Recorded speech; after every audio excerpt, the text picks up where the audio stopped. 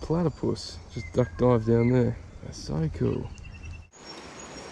Got a significant structure here in this big tree. So an easy way to fish that tree, you can't get around it because of the water levels. So what you can do is you can cast 45 degree down, let it drift across, and then bring it back up past the snag. Got plenty of fish doing it this way. So as you can see, just letting it drift down across the river. I do pick up fish on the drift as well. Just give it a few little flicks every now and then. Bit of action on the plastic. And I'm just drifting it down in front of that snag. Little twitches across the front of that snag.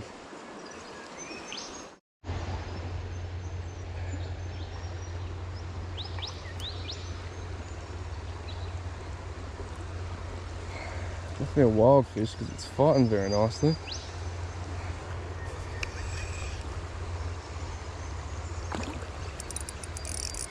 Hey, there we go. That's what you want to see.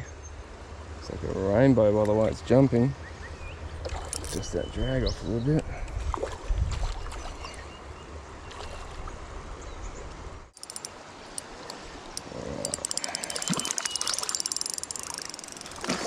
There we go. First fish of the day. Always good to get the monkey off the back. A little bit tired from the fight, so I'll just hold him. If you don't squeeze trout, a lot of people seem to really squeeze a fish. If you just cradle them in your hands, they calm down. So you don't have to apply pressure to them, just gently hold them. They stay nice and calm. There we go. The amount of sediment and rock that's built up here due to the flooding just shows how much water came down here. A huge amount of water. Like, it's hard to comprehend how much water would have had to been pumping down the river to build up a bank like that into what was previously a pretty deep hole. It's wild. That's part of the reason why I love coming up here, because every time you come up here, the river changes a little bit.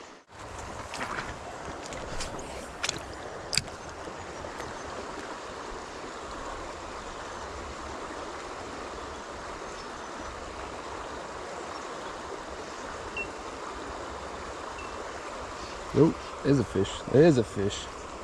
Hey, hey, hey, hey, hey. Now we're talking.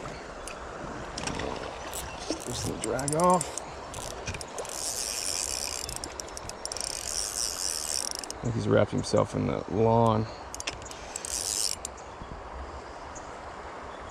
Yep, he's just wrapped himself up in the line. So I'm just gonna have to gently skull drag him in. I don't want that braid to cut into him at all. Come on. So I'm just going to gently, oh, there he goes. And land himself. Hello. That's a better fish.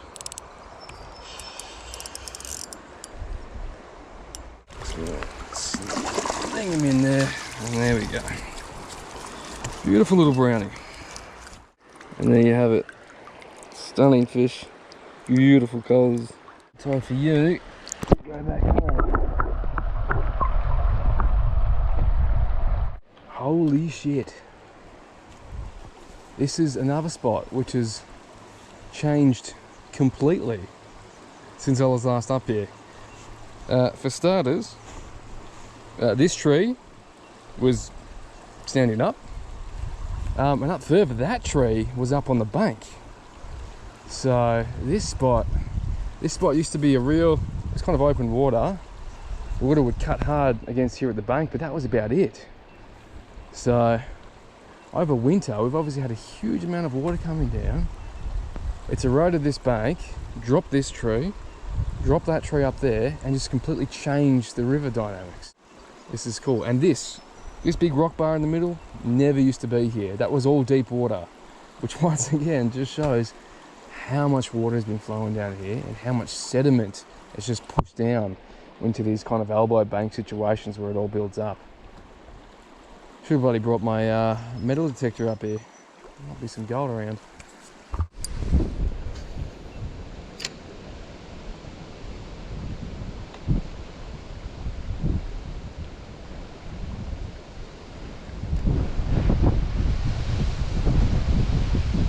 Woo! Bit of wind up my skirt. Whoa, that's a fish. There's a fish. I knew it was there. Just needed him to hit it. Still there. That is a nice brown. Now he's waking up a little bit.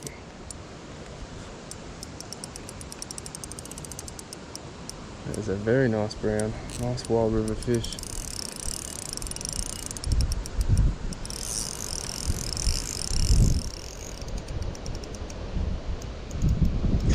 Just using the current against me at the moment. Come on. That is a nice fish. I'm not going to rush this guy at all. Let's see if I can just get around behind him. Just kind of hugging the deep water. There we are. That is a good fish. That is a beautiful brown. This is as good as Goulburn River fishing gets. How's that for a Goulburn River brown trout? Absolutely stunning fish. Look at that. That's the best fish I've pulled out of the Goulburn in a very, very long time. Absolute stunner. The colours on him. Time to get him back. Oh. And there he goes. That is why I come up to the Goulburn River for fish like that. So that brown trout came out of this pool just here. And what I actually did was I wasn't getting any luck against the far bank over there because, as I said, it was season opening last week, so I imagine this bank has been absolutely hammered. So what I did was I walked all the way up to the top. I found a nice shallow bank, so I walked all the way down here in the middle of the river, cut across, got my own little island here, and he came straight out of there because it was a very unfished area. Had to do probably a couple of 100-meter walk to get here, but it pays off in the end because I guarantee you 99% of fish are just going to fish this close bank in here, keep on walking up. So to use these Berkeley T-tail minnows, super straightforward. You cast it out and then you retrieve it. That's it. Like, that's what I do 90% of the time. If I'm fishing some really slack water or some really dirty water, put a few little flicks on the lure. That just gets the paddle tail vibrating, gets a little bit of action on the lure. Great if it's sunny because you get a nice little shimmer off the lure as well, that bronze pearl colour. But super duper straightforward. It's just really a nice, controlled, slow to medium roll back, and that's it. Works absolutely dynamite on the trout. What I love about the little T-tails as well is you can, as I was saying, they work really well on the trout. I still had my drag set loose from that previous brown, so I should probably tighten that one up a bit.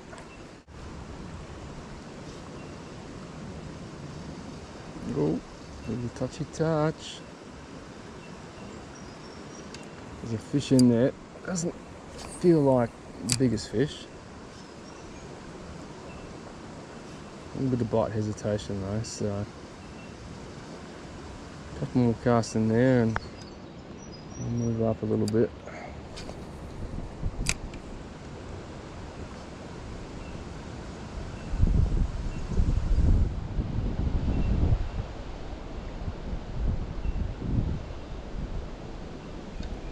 So this is the lure I'm using today. It's a little 2.5 inch minnow, got a little soft paddle tail on there. I believe this is a bronze pearl colour.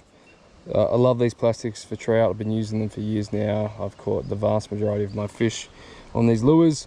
What I love most about them is they're not expensive. They're not a $30 Rapala. They are 11 bucks for a pack of probably 20 paddle tails, and then you got your little jig heads here. I just use the Tackle Tactics TT Nitro jig heads. It's a 1/6. Fishing a bit heavier today just because of the faster moving water. When you're casting lures around structure all day like I do with trout, it's a great cost effective way to ensure that you don't walk home 100 bucks poorer because you've lost 3 Rapalas to a bit of structure. And look, super easy to use as well. So all you do is just lie the jig head alongside the T-tail, invert the hook, thread the plastic on down the eyelet there. So you just thread it on down the eyelet. You remember where you marked it visually for that hook to penetrate out. on the back line, about there. Push it on up the hook, like so. Straighten her up. That's it. Job done. Ready to fish. What I like to do is after I finish fishing a section of river and I'm walking back to my car, is I'll just walk along the bank and pick up any rubbish I find. Ideally, people wouldn't leave rubbish on our beautiful river banks, but fortunate fact is they do. So I bring a couple of empty bags with me, and just as I'm walking back, I just pick up whatever I find on the way. It's a nice and easy way to ensure our riverbanks stay clean, and it's also a nice way to show a bit of respect to the environment that you're fishing in. Caught a few good fish here today, so to say thanks to the river, to the fish, and make sure their environment is as clean as possible. I reckon I'm going to fill probably 3 or 4 bags easily. So I knew the rubbish situation was going to be pretty bad. It was trout opening last weekend, so there was thousands of people up here fishing. I didn't think it was going to be this bad though. So walking back from my fishing spot, I had 2 rubbish bags to collect all the rubbish. I filled them pretty quickly. Ended up having to fill my whole landing bag full of other people's shit. Like, this is just not good enough. And the sad thing is the vast majority of the rubbish is fishing rubbish. It's line, it's empty packets, it's empty lure packets, empty swivel packets. Look at all this shit. I mean, whoever's this was, sucked in. I've got your Salter now. Definitely bring yourself some bags, but also get one of those spare tire rubbish bag. You can just leave it in there, get home, straight into the bin, and away you go.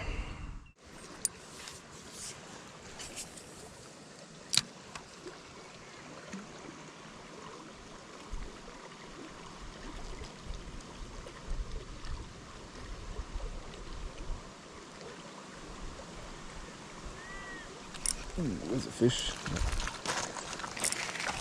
Hey, hey, hey, hey, dancing rainbow. Beautiful fish. Struck it right at my feet too. Gave me a few nice little dances. Nice colours. A bit darker than the other ones I caught today.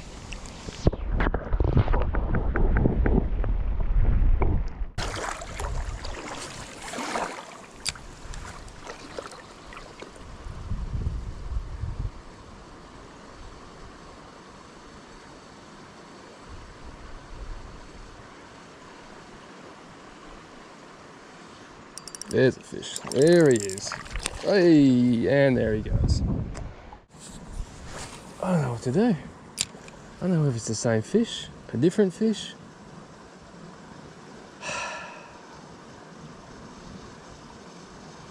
I'll just change to a Salter or something with some trebles in it.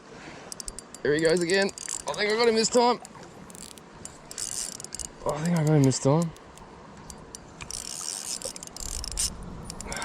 That's a decent fish. That's a good fish.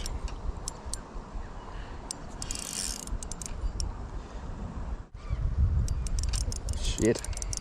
That is a good fish. Head shakes on it. Jesus Christ, he's not happy.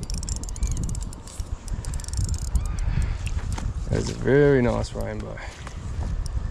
Very nice rainbow. Gonna come around behind her. See if I can just... Oh, you've rushed it. Bugger, that was a good fish. That was a very good fish. Just rushed it. I don't know what I was doing. Pro tip, don't do what I just did. If you got a fish and you got it decently hooked, just let it swim, let it tire itself out. I'm on again. Is that the same fish? Could be. Jesus. If that's the same, if that's a big rainbow, that is ridiculous.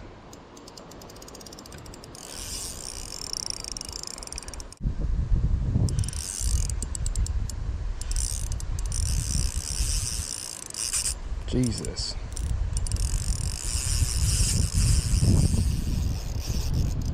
Jesus. That is a good fish. That is a very good fish. Trying to keep the pressure on, not rush her, because she is not happy. I don't know if I can stop this fish. I'm only on light gear.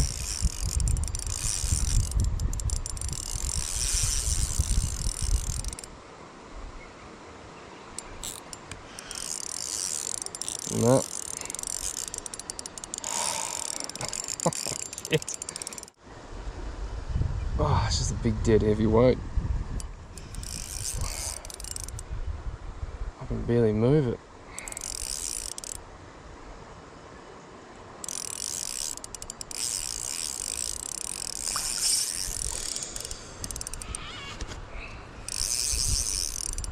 I've never felt a trout shake its head like this.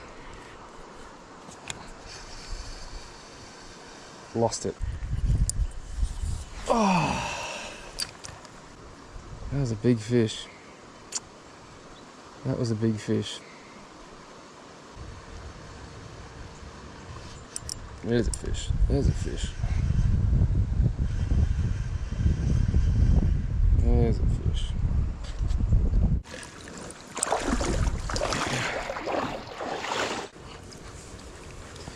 Beautiful little rainbow. Stunning colours. Just come off spawning. Beautiful fish. There he goes.